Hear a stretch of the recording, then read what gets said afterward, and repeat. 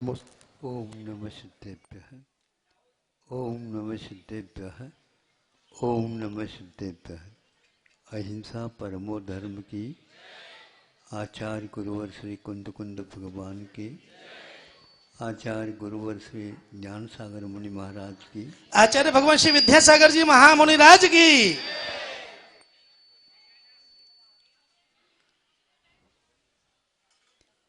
आज का थोड़ा सा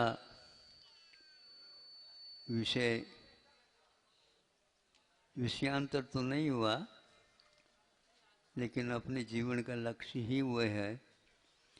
फिर भी भिन्न भिन्न क्षेत्रों से संबंध रखने वाले और सब व्यक्तियों में गुणों का प्रादुर्भाव हो, गुणों का समावेश हो, बुराइयां दूर हों, इसके लिए राष्ट्रीय सरकारी अधिकारी लोग भी इसमें शामिल हो गए हैं।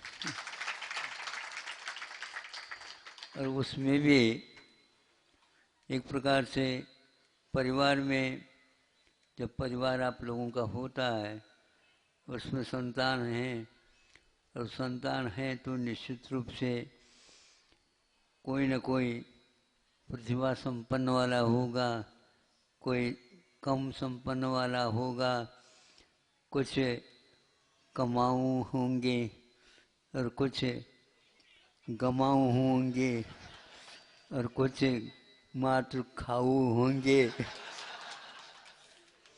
भिन्न भिन्न होते ही, और सारे कमाने वाले हो जाएंगे तो फिर खाने वाला कौन?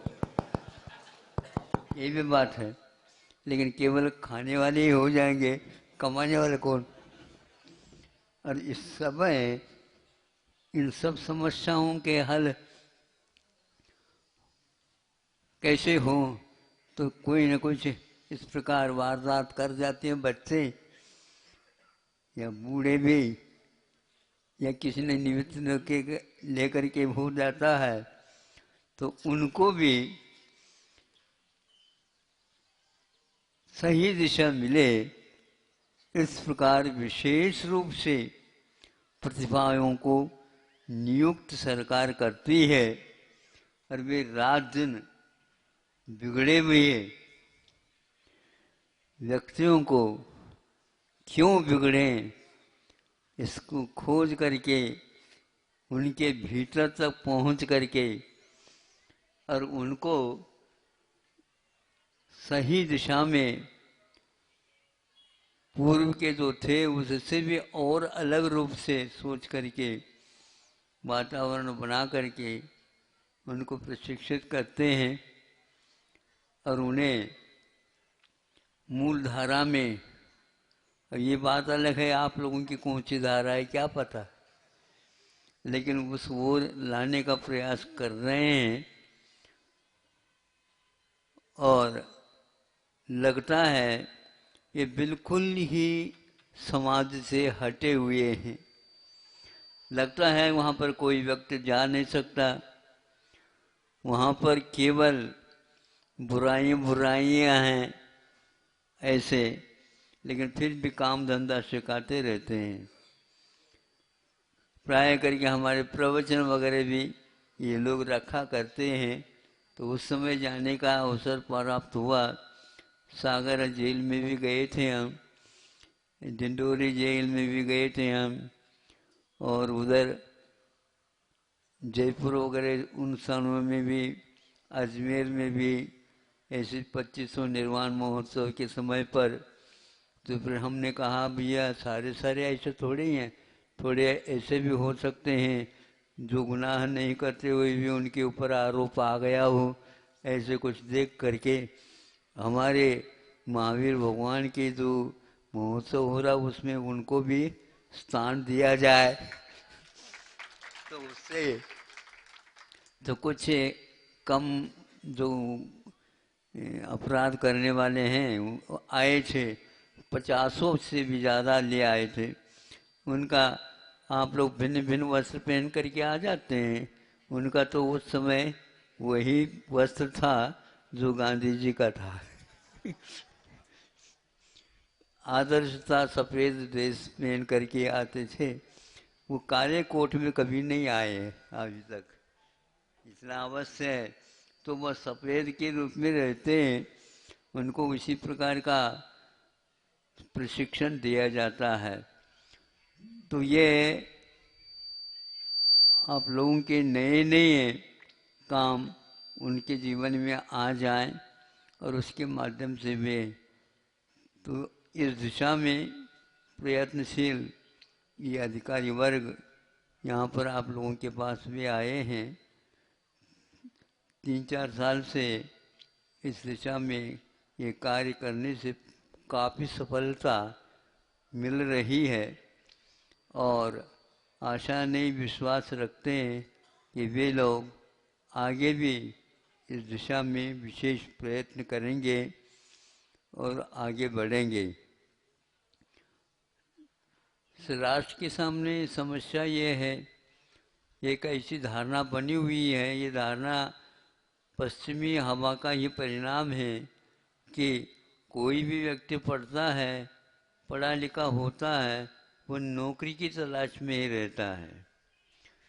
जबकि मैं छोटा था, शिक्षण प्राप्त कर रहा था उस समय कि बहुत शिक्षण कम था, किंतु सब लोग अपने अपने परंपरा से जो वर्ण व्यवस्था थी उसके अनुसार काम करते थे।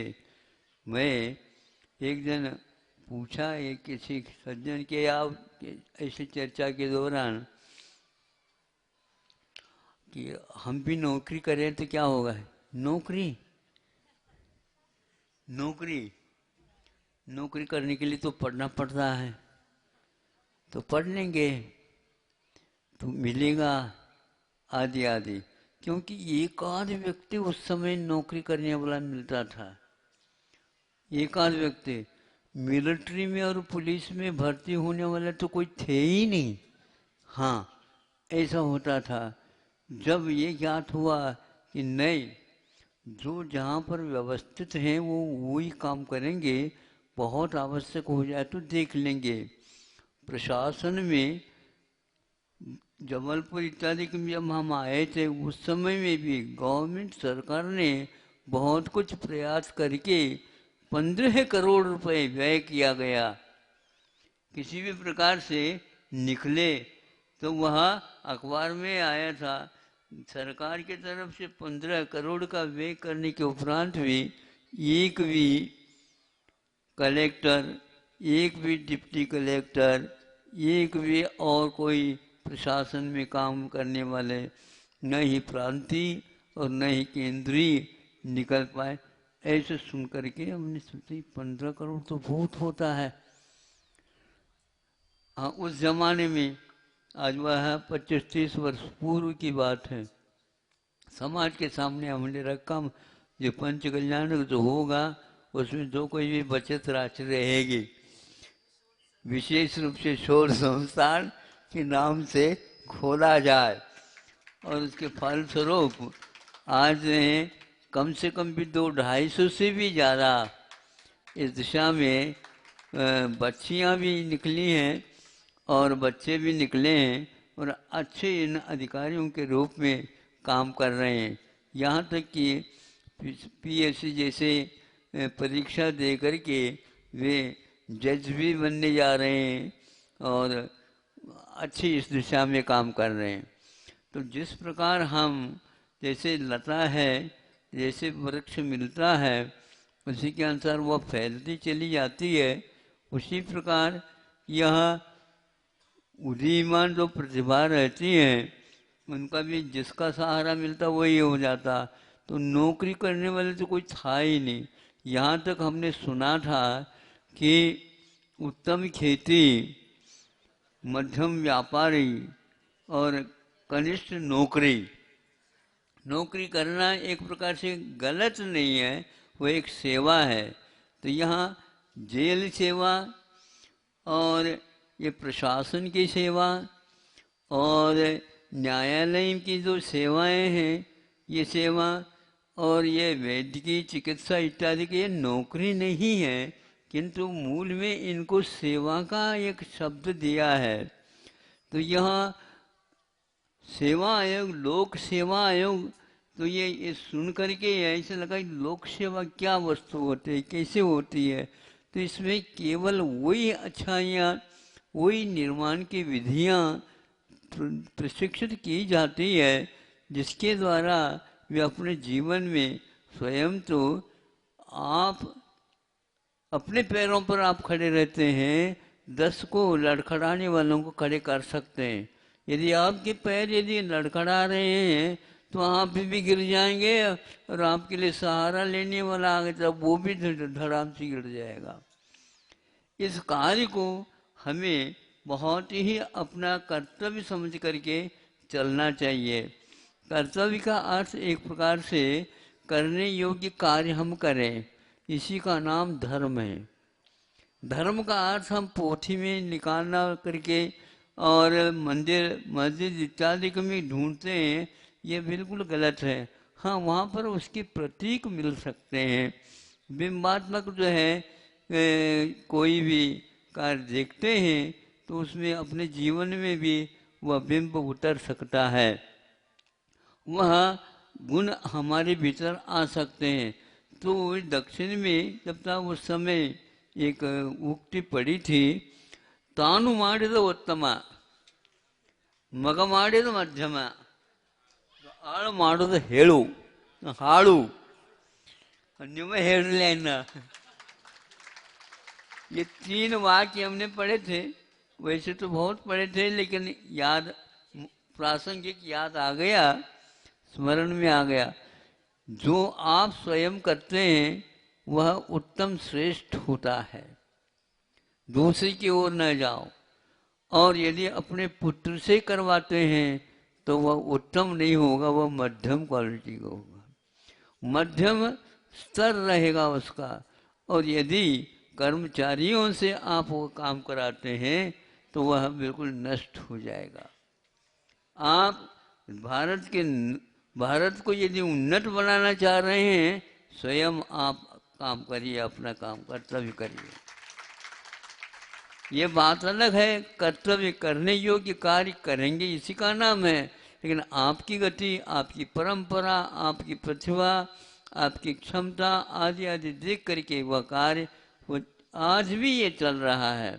किंतु आज यह प्रत्येक विद्यार्थी के शिक्षण प्रणाली में आ चुका है।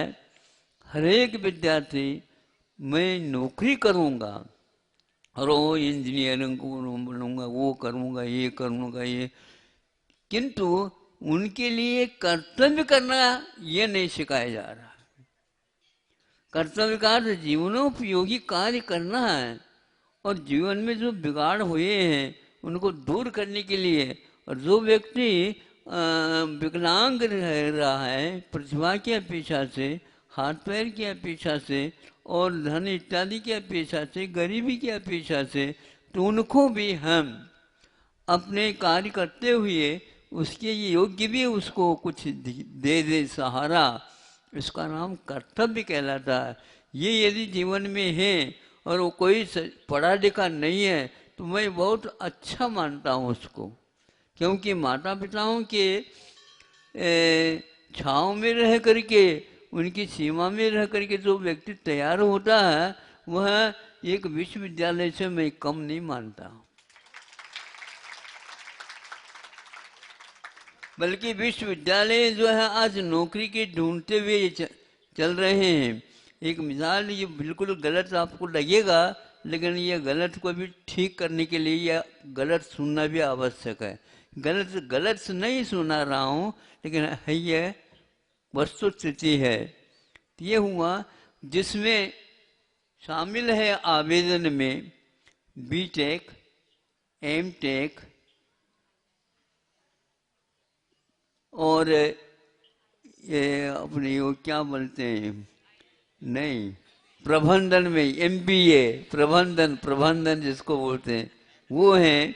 और पोस्ट ग्रेजुएशन जो है स्नातक हैं और स्नातकोत्तर हैं। और इसके उपरांत अनुसंधान करने वाले भी हैं, जिसको पीएचडी बोलते हैं, प्रबंध लिखने वाले हैं, ये सारे सारे उस एक आवेदन में शामिल है, समाविष्ट हो गए। अखबार में निकला 6,000 8,000 रुपए वेतन के चपरासी के लिए भी आवेदन दिया। ताली बजाओ अपने बच्चों के लिए।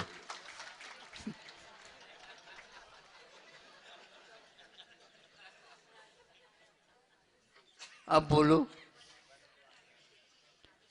ऐसे 2-3 बार हमने पढ़ा और अच्छे व्यक्ति, प्रतिष्ठित व्यक्तियों के मुख से सुना। इसी का नाम यदि पढ़ा लिखा है। हमें नहीं चाहिए ये बीमारी। ये बीमारी पुत्र तक, प्रपौत्र तक, सब दादाजी बाबा जी सब इसी में आ जाएंगे शामिल में। इससे भारत का कभी भी विकास नहीं होने वाला है, मतलब विनाश निश्चित है। इसलिए आप लोग अपने क्या पढ़ा रहे हैं, किस दिशा में भेज रहे हो, इसका कर्तव्य आपका, आपके पास है। ये वो आप यदि इसके बारे में नहीं करेंगे, कमा कमा करके देंगे, ये नाश के लिए कारण होगा, विकास का नहीं होगा। ध्यान रखो, बुरा लगेगा, मैं क्या कर सकता हूँ। नहीं समझे, कर्तव्य ये भी मेरा कर्तव्य है। आपने माइक हमारे सामने रखा ताकि सब लोग सुन सकें, तो हम भी जोर से बोल सकें। तो हम बोल, लाउड का अर्थ यही है। लाउड में विकसित ध्वनि है। मुझे ज्यादा जोर से नहीं लगाना पड़ता, ये भी ध्यान रखना। कई लोग माइक पे आकर के चिल्लाते हैं, उनको मालूम ही नहीं माइक का क्या अर्थ होता है।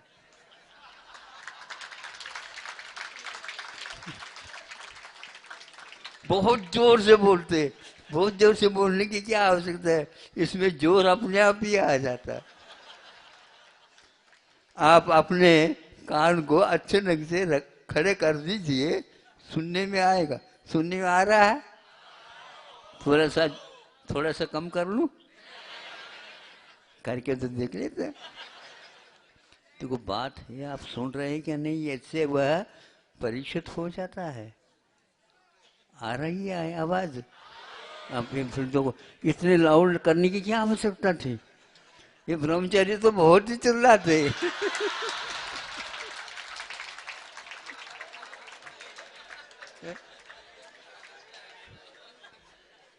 इसी प्रकार आप लोगों को अपने बच्चों के लिए चिल्लाने की कोई आवश्यकता नहीं है। आप चिल्ला इसलिए रहे, चिल्ला रहे हैं आप। एक संकेत में बच्चा आपका काम कर सकता है।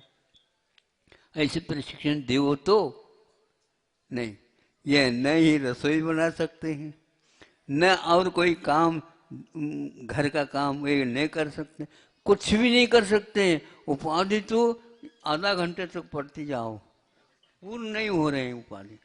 बहुत पढ़ा लिखा है, बहुत पढ़ा के बाद क्या हो सकता हूँ मुझे बताओ? नौकरी करना है। अब वो नौकरी करेंगे तो क्या होता है उसको मालूम पड़ेगा 1 वर्ष में ही। जब नौकरी की जो कंपनियां भिन्न भिन्न देश में भेजेंगे, तो वह कहाँ सुबह जापान में है और शाम को जर्मन में है, फिर बाद में दूसरे दिन अमेरिका में है। इस प्रकार वह करके उसके जितने भी सत्व है निचोड़ करके रख देंगे। समय पर न भोजन कर पा रहा है, समय पर न अपने व्यक्तियों से मिल पा रहा है, समय पर न ही आराम कर पा रहा है, समय पर कुछ भी नहीं कर पा रहा है। केवल वह रुग्ण काया को लेकर के रह रहा है एयर कंडीशन में। अब विदेशों में एयर ऐसे ही मिलती है, क्योंकि कंडीशन है उसमें। हवा और कंडीशन ये 2 चीजें हैं। पढ़ा लिखा होता है वह एयर कंडीशन में रहता है, तो वह सूखता है, बाहर आ गया, जैसे वनस्पति सूखती है ना, ऐसे सूखती है। वो सूख रहे हैं और उनके लिए चिकित्सा अच्छे अच्छे बड़े बड़े अब सेवा आयोग और ऐसे चिकित्सालय खोल देते हैं, खोल रहे हैं। इसके लिए सरकार संकल्पित है, कर रही है, वो मांग भी रही है, आपका सहयोग भी चाह रही है। तो मैंने कहा मैं क्या महाराज आप आशीर्वाद दे दो, मैं ऐसा सूखा आशीर्वाद नहीं देना चाहता। हाँ, एयर कंडीशन से नहीं, विदाउट कंडीशन चलाओ तो काम ठीक हो जाएगा आपका। हवा के स्थान पर हवा नहीं, प्रकाश के स्थान पर सनराइज। हाँ, वो राइज है कि सेट है पता नहीं। 24 घंटा लाइट चाहिए। डिलाइट को तो भूल गए सब लोग। आनंद आएगा तो कहाँ से आएगा? इसलिए ज़्यादा तो मैं कहना नहीं चाहता था, लेकिन वो अधिकारी लोग आए हैं, उस निमित्त से आप लोगों को थोड़ी बहुत डांट लो मैं। किंतु आवश्यकता पड़ जाए तो अधिकारियों को भी हम डांट सकते हैं। आपको चाहिए, आपके पास जो कोई भी है उनको अच्छे ढंग से तैयार कर लीजिए। केवल जो है छड़ी के द्वारा ही अच्छे कर सकते हैं ऐसा नहीं है। हम अब उसके पीठ पर, उसके सिर पर सहलाता हुआ हाथ भी रख सकते हैं और कहते हैं देखो हमारे तुम्हारे में कोई अंदर नहीं है, तुम कैदी बन करके आ गए हो, मुझे भी जेल में रहना पड़ रहा है। मुझे सुख जो है बाहर का था वो नहीं आए, केवल कैदियों के बीच में ही वहाँ 2-3 बार किला नुमा बने हुए रहते हैं, उनको पार करके एक को पार करिया। हम भी गए थे उस समय। एक पार करने के उपरांत पीछे का जो वो दरवाज़ा था उसको उन्होंने कील कर दिया, बस ताला लगा दिया, सामने का और खोल दिया। इस प्रकार 3-4 बार खुलने के उपरांत मैं गर्भालय में पहुंच गया।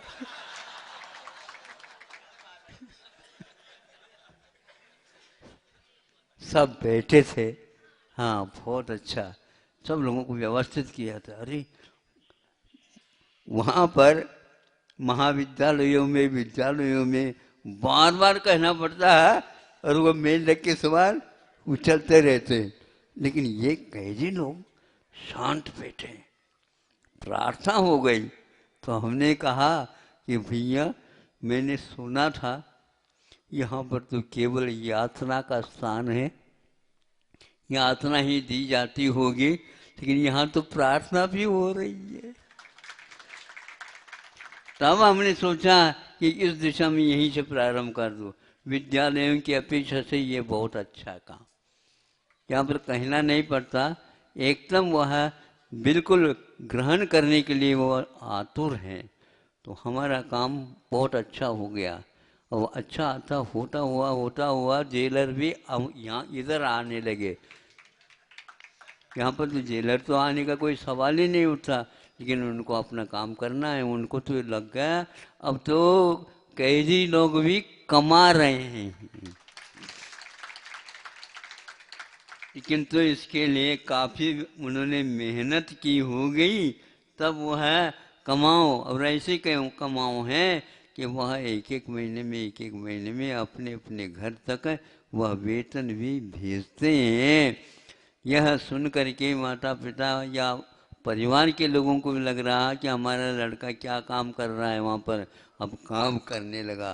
किंतु पहले तो सुनते थे कि जेलों में तो सश्रम कारावास, सश्रम कारावास का तो कठिन से कठिन और यातना के योग्य जिसको बोलते हैं, ऐसे कार्य कराते थे। घानी में से तेल निकालो ने, और भी इस प्रकार के सूत काटो और हाथ का आदि आदि वो चलाओ, वो जलाओ, वो सारे, और एक बार भोजन, शाम को थोड़ा सा। अब वह ऐसे कमा रहे हैं, ऐसे कमा रहे हैं, सब सुन के, सब व्यक्ति के मुख सुन रहे हैं। 300 से तो प्रारंभ करके ऊपर तक उनका वेतन 800 तक पहुंच रहा। बताओ, अब यह जो आवेदन दे रहे थे प्रबंध का भी लिख के भी कि हमें वो 7-8 साल, यहाँ तो 12-12 हजार तक आने लगा वेतन। ध्यान रखो, हम समय हो तो बता देते, लेकिन नहीं, एक स्थान पर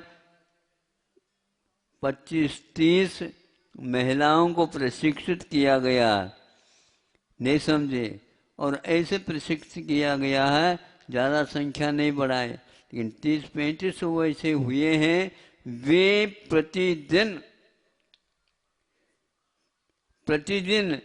1,000 से भी ज़्यादा वेतन प्राप्त कर रहे हैं। 35,000 तक उनका वेतन सुन करके हमें लगा कि अब आवेदन देने की कोई आवश्यकता नहीं।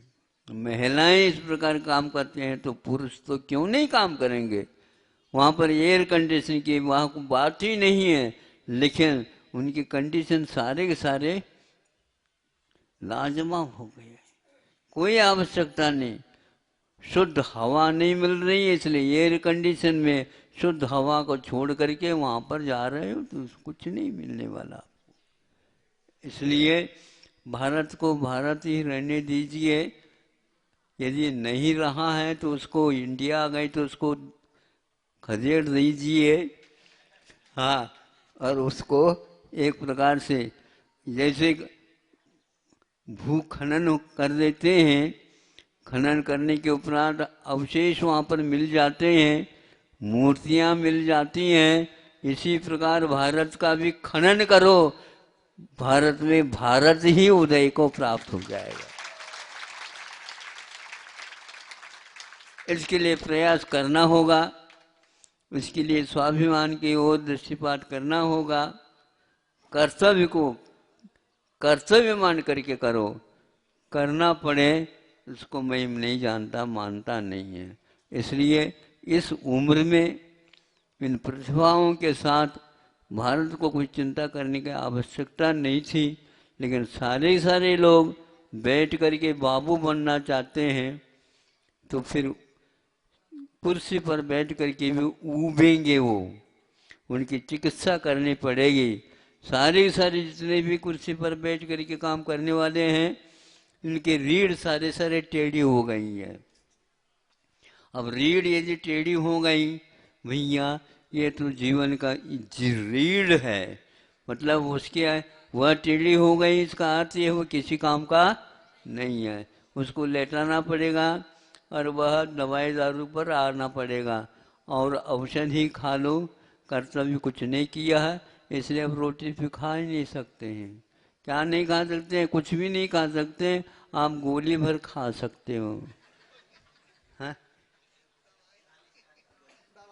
अरे कर्तव्य करके अपनी छाती में गोली खाना फिर भी ठीक है, और इधर उधर के काम करके यदि मान लो रुग्ण हो गए तो वो गोली खाना हम पसंद नहीं करते। महाराज वो गोली भी बहुत महंगी है, 1.5 लाख रुपए, 2-2 लाख रुपए, 4-4 लाख रुपए। अरे उस गोली में कोई भी अर्थ नहीं है, वह तो खाते जाओ और जीवन में जो कुछ भी दादा परदादा जो कमाए हैं उसको साफ करते जाओ। स्वयं के लिए तो कुछ मिलेगा नहीं। ज़्यादा समय हो गया, थोड़े समय के बाद ही मिला था। आज कुछ विशेष बोलना भी था, कुछ सामान्य नहीं बोला, विशेष ही बोला। 2 प्रकार की गोली होती है, इसको याद करेंगे। अहिंसा परमो धर्म की। आचार्य भगवान श्री विद्यासागर जी